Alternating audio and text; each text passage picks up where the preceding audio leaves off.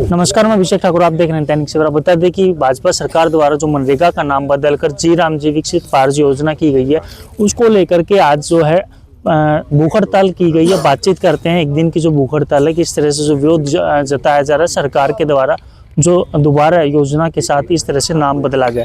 जी sir, क्या कहना चाहेंगे अध्यक्ष जी, जो आज योजना का नाम बदला गया, किस तरह से देख रही है कांग्रेस पार्टी लगातार इस पूरे मुद्दे को उठा रही है? देखिए, सिर्फ योजना का नाम बदलने की बात नहीं है। राष्ट्रपिता महात्मा गांधी के हत्यारों को जो आदर्श मानती है जो पार्टी, वो नाम बदले, इसमें कोई नई बात नहीं है। इन्होंने सैकड़ों ऐसी योजनाएं हैं जो कांग्रेस पार्टी ने यूपीए की सरकार ने लागू करी थी, इन्होंने सिर्फ नाम बदलने का काम करें। लेकिन हम तो सिर्फ नाम बदलने के लिए बात नहीं है, हम ये कह रहे हैं कि आप गरीब आदमी मजदूर जो 100 दिन की रोजगार की गारंटी कांग्रेस सरकार ने दी थी, उसको आप खत्म करने का काम कर रहे हैं। आप 40% आपने स्टेट के ऊपर डाल दिया है। स्टेट अगर इसमें नहीं देगा तो इसका मतलब वो योजना बंद हो जाएगी। दूसरा, इसमें एक बड़ी सबसे जो नाकाम बात ये है कि दिल्ली में बैठा बाबू, दिल्ली में बैठा ऑफिसर ये तय करेगा कि तुसाम के किस गांव में क्या काम होना है। ये संभव बात नहीं है। ये जिस गांव का सरपंच, उस गांव की कमेटी मेंबर ये तय करते थे कि मनरेगा के तहत गांव में क्या काम होना चाहिए जिससे लोगों को मजदूरी मिल सके। लेकिन अब दिल्ली में बैठे आदमी तय करेंगे। ये पूरी तरीके से, जैसे हमारे भाई अनिरुद्ध जी ने बताया, ये पूरी तरीके से शक्ति को केंद्रीयकरण करने का काम कर रहे हैं ताकि हर चीज़ दिल्ली से चले।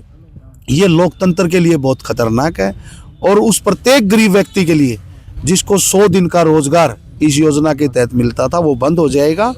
हम गांव-गांव जाकर, घर-घर जाकर इसके बारे में लोगों को भी अवगत कराएंगे और भारतीय जनता पार्टी की सरकार को ये कहना चाहते हैं कि ये जो षड्यंत्र आप लोगों को रोजगार छीनने का कर रहे हो, इसको कांग्रेस पार्टी का एक कार्यकर्ता इसको आप लागू नहीं करने देगा। अगर जी बात करें तो अक्सर देखा जाता है बीजेपी का एक ही सवाल होता है हर बार कि कांग्रेस पार्टी मुद्दों को नहीं उठा पा रही है ठीक ढंग से, चाहे वोट चोरी की बात करें या पोल्यूशन की बात कर ले, अन्य कोई भी मुद्दा हो, उसको लेकर के कांग्रेस पार्टी एक बार मुद्दा उठाती जरूर है पर उसको लेकर के चल नहीं पाती है, बेवजह लोगों को बरगलाने का काम कर रही है। इससे पहले पूरे देश में वोट चोर गद्दी छोड़ एक अभियान कांग्रेस पार्टी ने चलाया।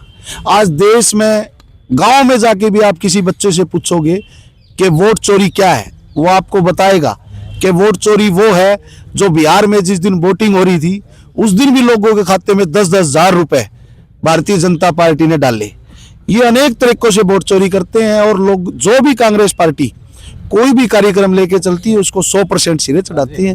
लोगों में हम लेके जाते हैं बातों को और लोगों में इसका असर भी होता है। इसमें 4 मांगे जो कल प्रेस कॉन्फ्रेंस भी रखी गई थी कांग्रेस के द्वारा, उसमें उठाई गई हैं। वो 4 मांगे अगर भाजपा लागू नहीं करती है तो आने वाले समय में कांग्रेस पार्टी के द्वारा क्या निर्णय लिया जाएगा? पूरे 1.5 महीने कांग्रेस पार्टी का ये कार्यक्रम जारी रहेगा।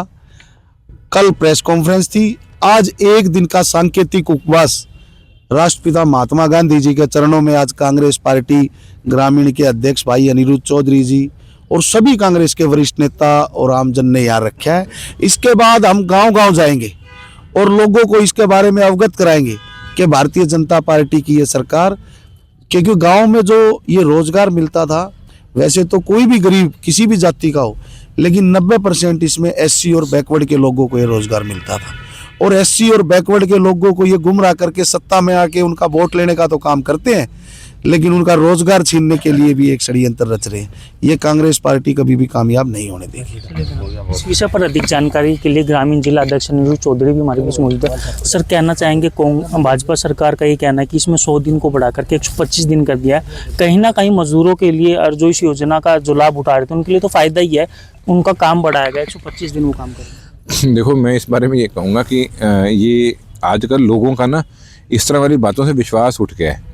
पहले जैसे नेता नहीं रहे अब कि जो किसी ने वो बोल दिया तो उसके बाद वो चीज़ होगी, चाहे लिखित में कुछ हो चाहे ना हो। आज के दिन जो लिखित में वो भी नहीं होता, तो इसलिए मैं इस बात को और जनता भी इस बात पे कुछ ज़्यादा तवज्जो नहीं देती।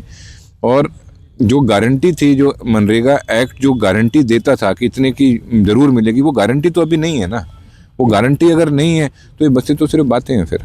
और अगर आप 60% आपने पैसे प्रदेश की तरफ प्रदेश के ऊपर वो बोझ दिया है, तो क्या आपने ये देखा है कि प्रदेश के पास में उनको पूरा करने के लिए वो पैसे हैं कि नहीं, उनकी इकोनॉमी वैसी है कि नहीं है? बीजेपी तो इसको इस तरह से देख रही है कि वो तो कह रही है कि हमने इसका बजट बढ़ा दिया है, बजट बढ़ाया है तो कहीं ना कहीं उसका फ़ायदा ही जो मिलेगा काम करने में। बजट प्रदेश में बढ़ाया है या बजट केंद्र में बढ़ाया है?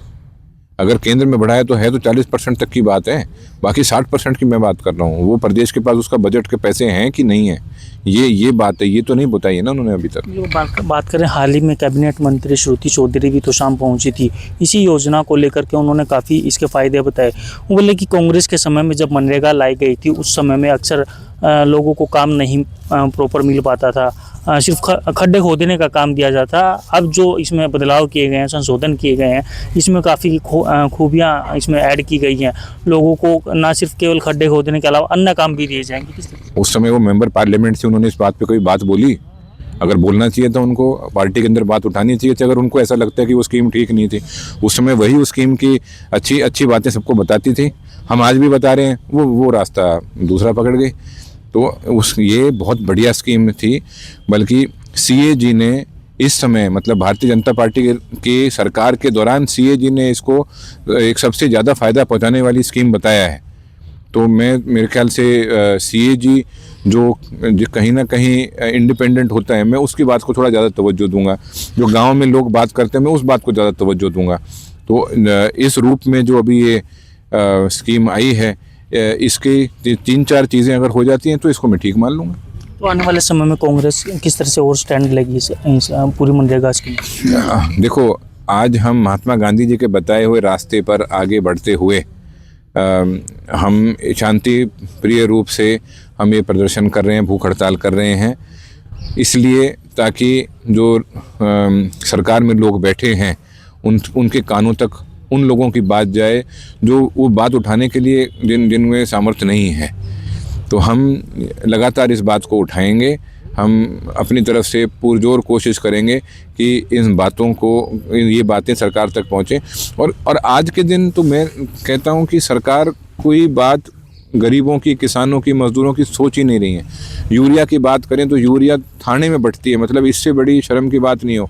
और वही व्यक्ति अगर कुछ पैसे ज़्यादा देने के लिए तैयार है तो उसके घर पे भी यूरिया आ जाती है। की बात करें, हाल ही में भिवानी के आज भी बहुत से ऐसे गाँव 5 महीने से का अधिक समय निकल गया, पर वहाँ आज भी खेतों में पानी है, किसानों को ना मुआवजा मिल पा रहा है। उसको लेकर के भी किसानों का प्रोटेस्ट हाल ही में देखने। देखो, आप अभी जिस तरह ओम प्रकाश धनखड़ जी यहाँ पर आए, श्रुति जी यहाँ से मंत्री हैं, राज्यसभा MP यहाँ से हैं, लोकसभा MP यहाँ, ये सब BJP के हैं।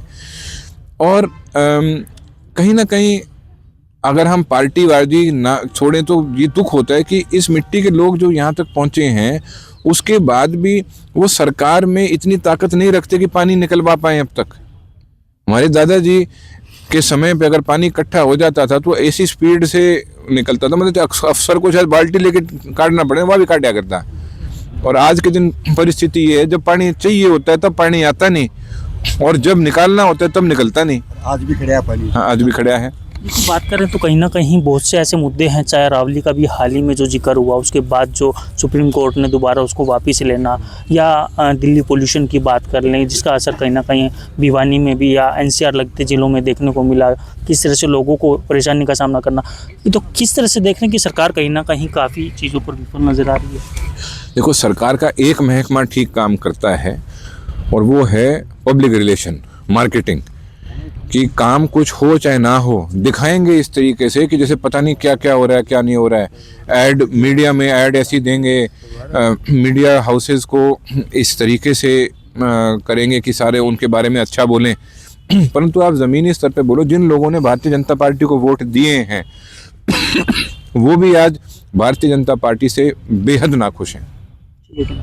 तो ये अनुज चौधरी हमारे बीच मौजूद है, जिनका कहना है कि जो भाजपा सरकार जो ना केवल सिर्फ एक ही काम जो अच्छे से कर पाती है, वो है सिर्फ प्रचार करने का, कि किसी भी स्कीम या किसी भी योजना के बारे में किस तरह से खूबी बताई जाए, उसको लेकर के अक्सर देखा जाता है। इसके साथ साथ उन्होंने कहा कि आज भी किसान जो है DAP की बात कर ले, या खेतों से पानी निकालने या मुआवजे की बात करें, उसको लेकर के कहीं ना कहीं संघर्ष कर रहे हैं। दैनिक सवेरा के लिए भिवानी से अभिषेक ठाकुर की रिपोर्ट।